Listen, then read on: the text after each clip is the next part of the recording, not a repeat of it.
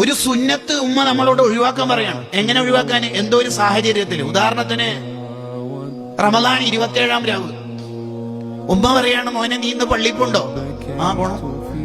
ഈ മഴയും കാറ്റും കോളൊക്കെ ആയതുകൊണ്ട് കറണ്ട് ഇടക്കിടക്ക് പോണ്ട്, എന്തോ എനിക്ക് ബേജാറ്, ഇവിടെ ആരുമില്ല. കഴിഞ്ഞ കൊല്ലൊക്കെ മോള് മോനൊക്കെ ഉണ്ടായിരുന്നു, ഇപ്പൊ ആരുമില്ലല്ലോ. നീ ഇന്ന് തറാവിയും വിത്തറൊക്കെ വീട്ടിൽ നിന്ന് തന്നെ നിസ്കരിക്കും മോനെ, എനിക്കെന്തോ ഒരു പേടി. അവിടെ എന്താ മസാല? വീട്ടിൽ നിസ്കരിക്കണം ഉമ്മക്ക് വേണ്ടിട്ട്. ഏതാ രാവ്? 27-ാം രാവ്. ഉമ്മ കഴിഞ്ഞിട്ടേ വേറെന്തെങ്കിലും ഉള്ളൂ ഈ ലോകത്ത്. സുന്നത്ത് നിസ്കരിച്ചുകൊണ്ടിരിക്കുമ്പോ ഉമ്മ വിളിച്ച്, ആ വിളിക്ക് ഉത്തരം കൊടുത്തിട്ടില്ലെങ്കിൽ ഉമ്മക്ക് വിഷമാവുന്ന കണ്ടാൽ വേഗം കൈയളക്കുക, ഉമ്മക്ക് ഉത്തരം കൊടുക്കുക. നിസ്കാരത്തിൽ കൈയളക്കാനുള്ള മസാല പറയണത് എത്രമാത്രം പ്രാധാന്യമുണ്ട് നിങ്ങൾ ആലോചിച്ച് നോക്കിയേ. ആരാണ് ഉമ്മ? പകരമില്ലാത്ത അക്ഷരങ്ങളാണ് ഉമ്മ എന്ന് പറയുന്നത്. ഉമ്മാനെ കുറിച്ചിട്ടുള്ള പ്രസംഗം യൂട്യൂബിൽ കേട്ടിട്ട് കരയുന്നതിനേക്കാൾ നല്ലത് ഉമ്മ ഉള്ള കാലത്ത് ഉമ്മാനെ ചിരിപ്പിക്കുക വേണ്ടത്.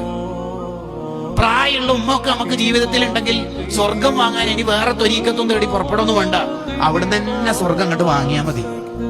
അബൂ ഇസ്ഹാഖുൽ ഇസ്ഫറാനി തങ്ങളോട് ഒരാൾ പറഞ്ഞല്ലോ, ഇന്നലെ നിങ്ങളെ സ്വർഗത്തിന്റെ കിരീടം ധരിച്ചതായിട്ട് ഞാൻ സ്വപ്നത്തിൽ കണ്ടിരുന്നു. മഹാൻ പറഞ്ഞു, എങ്ങനെ കാണാതിരിക്കുക, ഞാൻ ഇന്നലെ എന്റെ ഉമ്മാന്റെ കാല് കടച്ചിലെടുത്തിട്ട് തടവി കൊടുക്കുകയായിരുന്നു.